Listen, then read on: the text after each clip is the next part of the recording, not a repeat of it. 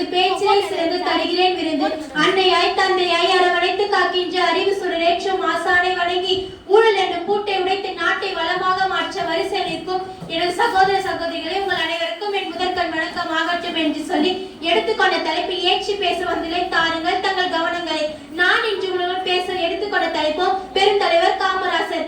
1903 ஜூலை மாதம் 15ஆம் நாள் திங்கட்கிழமை விருதுநகரில் பிறந்தார்.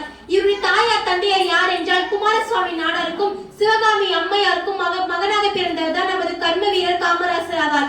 இவருடைய இயற்பெயர் காமாட்சி ஆகும். இவருடைய தாயாரை இவரை அன்புடன் ராஜா என்று அழைப்பாராம். ஆகையால் இவருக்கு இந்த பெயர் காலப்போக்கில் காமராஜா என்ற பெயர் உருமாற்றம் செய்யப்பட்டதாம். இவர் 6ஆம் வகுப்பு வரை தான் படித்தாராம்.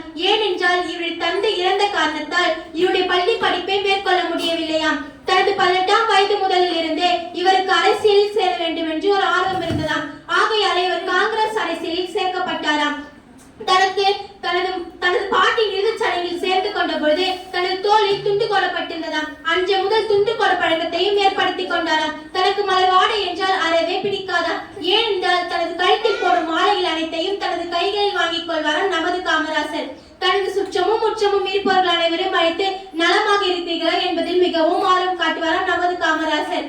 தனது வீட்டில் வேலை செய்பவர்கள் அனைவரும் அழைத்து நலமாக இருக்கிறீர்களா, சாப்பிட்டு விட்டீர்களா என்று நலம் விசாரிப்பாராம் நமது காமராசர். இப்படியெல்லாம் இவர் இருந்த பொழுது 1954ஆம் ஆண்டு முதலமைச்சர் பதவி கிடைத்ததும் முதல் ஆண்டு செய்த பணி என்னவென்றால் பள்ளிகளையும் அமைத்தார். பின்னர் பள்ளிகளில் மத்திய உணவு திட்டத்தையும் அமைத்து செய்தார் நமது காமராசர் அவர்கள். இப்படியெல்லாம் முதலமைச்சர் பதவியில் இருந்த போது 4 சக்கர வாகனங்களில் ஒரு கிராம சாலையில் சென்று கொண்டிருந்தாராம். அப்போது ஒரு சிறுவன் ஒருவன் ஆடு மேய்த்துக் கொண்டிருந்தானாம். அந்த சிறுவனை அழைத்து, சிறுவனே, நீ பள்ளிக்கு செல்லவில்லையா, ஏன் ஆடு மேய்த்துக் கொண்டிருக்கிறாய் என்று நமது காமராசர் கேட்டாராம். அதற்கு அந்த சிறுவன் அழைத்த பதில் என்னவென்றால், ஐயா, நான் ஆடு மேய்த்தால்தானே எனக்கு சாப்பாடு, நான் பள்ளிக்கு சென்றால் எங்க ஐயா எனக்கு சாப்பாடு என்று அந்த சிறுவன் அழைத்த பதிலுக்கு நமது காமராசர் மனதில் உணர்த்தி புள்ளி விதை விதைக்க வைத்ததாம். உடனே சென்றார், சட்ட புத்தகத்தை கையில் எடுத்தார். அனைத்து அரசு பள்ளிகளும் நிறுவி அந்த பள்ளிகளின் சீர்காழி திட்டத்தையும் மற்றும் மத்திய உணவு திட்டத்தையும் ஏற்படுத்தி செய்தாராம் நமது காமராசர் அவர்கள். தொடக்க பள்ளி முதல் மேல்நிலை பள்ளி வரை அமைத்தவர் நமது காமராசர் அவர்கள். இவருக்கு பெருந்தலைவர், கர்ம வீரர், படிக்காத மேதை, தென்னாட்டு காந்தி என மக்களால் அன்போடு அழைக்கப்பட்டவர் நமது காமராசர் அவர்கள். இவர் 1908ஆம் ஆண்டு ஏனாதி நாராயண சத்திய வித்தியாசாலையில் சேர்க்கப்பட்டாராம். 1930ஆம் ஆண்டு ராஜாஜியுடன் வேதாலயத்தில் சத்தியகிரகத்துக்காக சேர்க்கப்பட்டாராம் நமது காமராசர் அவர்கள்.